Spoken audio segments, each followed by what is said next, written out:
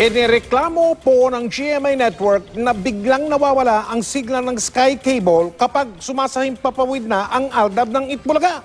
Sa reklamong inihain sa National Telecommunications Commission, umapila ang GMA na agarang aksyonan nito ng NTC. Base kasi sa mga tweet ng ilang Sky Cable subscriber mula sa Metro Manila, Cavite, Bacolod at Iloilo, nawawalan ng signal ang kanilang cable o kaya na may lumalabo ang signal sa kanilang TV kapag Itbulaga na. At minsan sa mismong segment na aldab. Naitala raw yung tinatawag na signal interruption mula Hulyo 19 hanggang Agosto 21.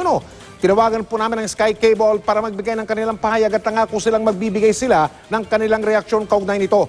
Nitong Sabado, nagtala po ng 31.3% household rating sa National Urban Television Audience Measurement ng Itbulaga.